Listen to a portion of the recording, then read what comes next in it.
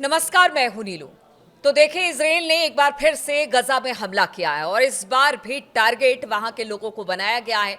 अब ऐसे में हमास ये कह रहा है कि उसने सीजफायर का उल्लंघन किया है, लेकिन इजराइल के अपने तर्क है। इजराइल कह रहा है कि जिस तरह की स्थिति गजा में बनी हुई है हमास द्वारा, उसी के जवाब में कार्रवाई की गई है। आज इसी पर बातचीत होगी कि शांति वार्ता का होगा क्या, गजा का होगा क्या हमास और इजराइल के बीच इसी तरह से कॉन्फ्लिक्ट बना रहेगा। बातचीत करने के लिए मयंक मेरे साथ है। मयंक, जिस हमले की बात इजराइल की तरफ से कर रहे हैं उसको लेकर क्या जानकारी मिल रही है? देखिए, ये जो हमला हुआ है ये कल हुआ है। बीती रात को ये हमला बताया जा रहा है और इसमें अल जैतून इलाका है जो कि ईस्टर्न गाजा में है। यहाँ पे इजराइल के टैंक से हमला हुआ। इजराइल ने अपने टैंक से हमला किया जिसमें 11 फिलिस्तीनियों की मौत हुई है। और इस हमले के बाद हमास जो है वो बेहद गुस्से में है। हमास के जो लड़ाके हैं उनकी तरफ से ये बयान आया है, हमास की तरफ से बयान आया है कि ये हमला सीज फायर का उल्लंघन है। इस सीज फायर को इजराइल ने तोड़ा है, इस तरह की बात हमास की तरफ से कही गई। देखिए, हमने अपना वीडियो बनाया था नीलू, हमने बताया था कि 72 घंटे में सीज फायर खतरे में पड़ जाएगा और आज देखिए करीब चौथा पांचवा दिन है आज सीज फायर हुए इस बीच में और देखा हाँ, है कि और स्थिति सीज फायर जो है वो टूटने वाली नौबत आ गई है। इजराइल का हमला हुआ, 11 उसमें मौत है और सबसे बड़ी बात है कि इसमें 7 बच्चे शामिल हैं, जिसको लेकर सबसे ज्यादा आलोचना हो रही है कि 7 बच्चे जो है वो इस हमले में मारे गए हैं। हाँ, और महिलाएं भी हैं और 7 बच्चे भी इसमें शामिल हैं। अब देखिए, उसके बाद जो खबर, जो बयान इजराइल की हमास की तरफ से दिया गया है उसमें ये कहा गया है, according to Hamas the Israeli occupation forces fired the tank shell directly at the family vehicle as they attempted to inspect their home, killing 11 members including 7 children and 3 women. 3 महिलाएं हैं। इन्होंने बताया कि टैंक से, जो हमास ने बताया कि टैंक से जो है ये फायर किया गया शेल, और वो एक रिहायशी इलाके में एक व्हीकल से जाके टकराया जिसमें हमले में 11 लोगों की मौत हुई है, जिसमें 7 बच्चे हैं और 3 महिलाएं शामिल हैं। और हमास का कहना है कि the group called the attack a fully deliberate crime, कि ये जानबूझकर हमला किया गया। ये कहना है हमास का कि ये निशाना बना के जो हमला किया गया ये जानबूझ के हमला किया गया है और इजराइल की तरफ से जो पहले पॉलिसी चल रही थी उसी को आगे बढ़ाने की ये कोशिश है। इसके साथ ही इन्होंने ये भी कहा है कि this massacre comes with in the context of the occupations continuous violation of recently reached cease fire agreement. जो सीज फायर एग्रीमेंट हुआ इसका पूरी तरह से वायलेशन है, ये हमास का कहना है। और हमास की तरफ से ये भी बयान आया कि अगर ऐसा हमला होता है, जारी रहता है, तो इजराइल को इसका जवाब भी दिया जाएगा।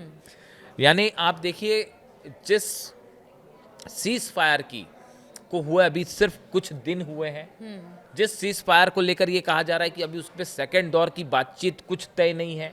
हमास के हथियारों को छोड़ने को लेकर ट्रंप के बयान आ रहे हैं, नेतन्याहू के बयान आ रहे हैं, हमास हथियार छोड़ने को राजी नहीं है। इस बीच में इजराइल का ये हमला होना इस बात को बताता है कि गजा में ज़्यादा दिनों तक शांति नहीं रहने वाली। ट्रंप ने जो वादा किया गजा के लोगों से या फिर इजराइल से या पूरी दुनिया से कि युद्ध खत्म हो चुका है और यहाँ से शांति की शुरुआत हो गई है, फिर किस बिना पर आखिर ट्रंप ने ये दावा किया जब पता है कि वहां पर हालात इसी तरह से बने रहे, कुछ ऐसे बिंदु हैं जिस पर बातचीत नहीं हो पाई है और आगे यही एक बड़ा मुद्दा बनेगी? यही बात शुरू से कही जा रही थी, यही बात ईरान की तरफ से कही गई थी कि ये जो प्रस्ताव सामने आया है, यही बात पुतिन की तरफ से कही गई थी, अगर आपको याद हो तो, कि ये जो गजा का आप प्लान रख रहे हैं, पीस प्लान, इसमें दोनों पक्षों को शामिल करके आपको पहले लंबी बातचीत करनी पड़ेगी। उसके बाद इस तरह का उसके बाद आप सीज फायर का ऐलान करते, आप उसके बाद ये कहते तय कि वहां सरकार किसकी बनेगी, किसकी फोर्सेस होगी, कौन वहां पे शासन करेगा, ये सब चीजें जब उस डील का हिस्सा बनती तब वहां पे शांति वाकई लंबे समय के लिए आती। अभी 5 दिन में स्थिति है कि टैंक से मतलब ये सब बड़े हड़बड़ाहट में, वही नोबेल प्राइज को इसके पीछे माना कई सारे जा रहा लोगों का कहना ऐसा है कि वो उस समय था इसलिए जल्दबाजी में किया गया। अब देखिए, अब हालात ये है,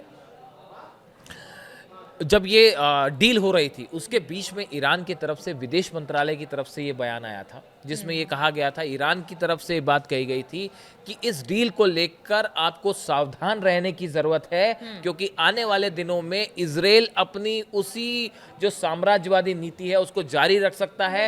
इजराइल धोखा दे सकता है और फिर से हमला कर सकता है। जिस दिन डील साइन हो रही थी, हमास के साथ जिस दिन डील पर सिग्नेचर हो रहे थे, उसके एक दिन पहले ईरान की तरफ से बयान आया था कि आप देखिएगा कि फिर से कहीं पलटवार ना कर दे, और जो बात कही गई ईरान की तरफ से, ईरान के विदेश मंत्रालय की तरफ से, वो बात एकदम सच साबित हुई। और अब देखिए ये हमला फिर से उसी बात को बता रोजाना रहा है, कुछ ना कुछ। 11 लोगों की मौत। अब इसराइल में आप इसराइल के जो हमले हैं 70,000 से ज़्यादा ऑफिशियल फिगर है, असल में बताया जाता है कि लाखों लोगों की गजा में मौत हुई है। ऐसे हालात में अब ये सीज फायर के बीच 11 लोगों की मौत, और दूसरी बड़ी चीज़ जो है वो ये है कि हमास के हथियार छोड़ने को लेकर, और जो बंधक जिनकी डेड बॉडीज हमास के पास है, उसमें हमास का कहना ऐसा है कि वो अलग अलग मलबे में दबे हो सकते हैं, जिसको खोजने में टाइम लगेगा। रेड क्रॉस की तस्वीरें आई हैं गजा से, जो उन डेड बॉडीज को खोजने की कोशिश कर रहे हैं। लेकिन इस बीच नेतन्याहू ने डोनाल्ड ट्रंप से फ़ोन पर बात की है,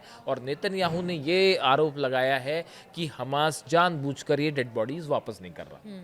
अब सवाल ये है कि अगर डेड बॉडीज, जब जिंदा आपने बंधक वापस कर दिए, तो डेड बॉडीज रख के क्या करना है? मतलब ये बड़े सारे लोग, ये बहाना, ये एक्सपर्ट लोग, कई सारे ये विदेश नीति के है जानकार हमला सवाल पूछ रहे हैं कि अगर हमास को नहीं छोड़ना होता तो वो लिविंग जो कैप्टिव्स थे उनको भी नहीं छोड़ता, जो बंधक जिंदा थे उन्हें भी नहीं छोड़ता। हमास की तरफ से ये कहा गया, और जहाँ पे रेड क्रॉस जो है उसको खोजने की कोशिश कर रहा है कि जिन इलाकों में वो थे बंधक आसपास, वहाँ पे जो बिल्डिंगें गिरी हैं एयर स्ट्राइक की वजह से, उन मलबे को हटाने का काम चल रहा है। तस्वीरें सामने आ रही हैं, बुलडोजर से और दूसरी मशीन से उसको हटाया जा रहा है, इस उम्मीद में कि शायद नीचे बंधकों की जो है उनकी कुछ बॉडीज होंगी। एक डेड बॉडी और मिल गई है जो सौंप दी गई है, इस तरह की खबर है। यानी देखिए यहाँ पे जो फर्स्ट फेज वाली बात थी, अभी उसी पे मामला गड़बड़ाया हुआ है, और उसी के बीच में ये हमला हो जाता है। और दूसरी तरफ हमास की तरफ से बात साफ कर दी गई है कि ऐसा अगर कुछ भी होता है तो हम जवाब देंगे। अगर एक नेचुरल सी बात है कि इजराइल की तरफ से हमला होगा तो हमास की तरफ से भी जवाब आएगा। इस सूरत में क्या, अब आप देखिए गजा में सिचुएशन इसलिए फंस गई है कि इजराइल की फोर्स, अमेरिका की फोर्स अंदर आने को राजी नहीं है। अमेरिका अपनी फोर्स भेजेगा नहीं, कोई दूसरा देश भी अपनी फोर्सेस गजा भेजने को राजी नहीं है। वो पीस प्लान के लिए तो फिर भी भेजने को राजी हैं। इजिप्ट ने कहा साहब हम अपनी फोर्स भेज सकते हैं, लेकिन वो किसके लिए? पीस प्लान के लिए। वो वहां लड़ने के लिए फोर्स नहीं भेज रहे। बिल्कुल, तो वहां पर व्यवस्था बेहतर बनाने के लिए वहां पर अब ऐसी सिचुएशन में अभी भी बड़ा हिस्सा है गाजा का जिसमें इजरायली फोर्सेस हैं। कुछ जगह से हटी है, लेकिन कुछ जगह हाँ, पर अभी भी बड़े हिस्से पर इजराइल की फोर्सेस हैं, तो उनको अभी बाहर अच्छा, आना। वो कह भी रही है कि अब जब तक हमास इसी तरह से, क्योंकि पीछे हमने जो देखा कि इजरायली जासूस कह के कुछ लोगों को हमास की तरफ से मारा गया, तो उनका यही कहना था कि हमें विश्वास नहीं है हमास पर, इसलिए हम अपनी सेना को पीछे नहीं करेंगे। हमास ने जो है वो ग्लोबल कमेटी से, देशों से, जो है ह्यूमन राइट्स ऑर्गेनाइजेशन से अपील की है, फिलिस्तीनियों के जो संगठन है उन्होंने अपील की है कि इजराइल के ऊपर दबाव डाला जाए कि ये जो सीज फायर हुआ है इसका सख्ती से पालन किया जाए। तो अभी देखिए, अभी तो बात सीज फायर की ऐसी स्थिति है कि उसके बीच में ये हमले हो जा रहे हैं। और तो सीज देखिए, फायर ना ट्रंप हमास को रोक पा रहे हैं और ना नेतन्याहू को रोक पा रहे हैं। तो अब इन हालात में आप ये मान के चलिए कि ईरान की तरफ से जो बात कही गई थी कि ये फिर से हमला होगा, फिर से सीजफायर कभी भी टूट सकता है, वो हालात और फिर क्या मामला और पेचीदा हो गया वो खड़े हो गए। अब देखिए, ये इसमें कुल मिला के बात ये है कि जो डेड बॉडीज है, अगर ये डेड बॉडीज नहीं मिलती हैं, ठीक है, तो यहाँ पे हालात फिर से बिगड़ते दिख रहे हैं। देखिए, एक बात तो साफ है, इसमें कोई दो मत नहीं है कि गजा को कैप्चर करने का जो प्लान था वो तो फेल हो गया। जो गजा पे घुस के कब्जा करने का प्लान था और फिलिस्तीनियों को हटाने का प्लान था, अगर ऐसा प्लान था तो जो बहुत सारे लोगों को कहना है कि एक्चुअली था यही प्लान, ये प्लान तो कैंसिल हो गया साहब। अब इसमें कोई दो राय नहीं है, इसको पूरे, और ये कई लेवल पे कैंसिल है। इंटरनेशनल कम्युनिटी इस मामले में फिलिस्तीनियों के साथ खड़ी है। आप देखिए, यूरोप के देश भले अमेरिका के अलाई हों, भले यूएन में दिखा हो, हाँ, भले वो कुछ भी चलता हो, लेकिन वो फिलिस्तीनियों के साथ खड़े हैं इस मामले में। बात नंबर 1। बात नंबर 2, हमास जो है और जो दूसरे संगठन है उन तक ये मैसेज गया कि आप इजराइल के पास बड़े बहुत सारी फोर्सेस हो, ताकत हो, लेकिन आप झुका नहीं सकते। ये इस तरह का मैसेज गया। आप देखिए कि हमास की तरफ से जो रीग्रुपिंग है, हिजबुल्लाह की रीग्रुपिंग है, ये फिर से शुरू हो गई।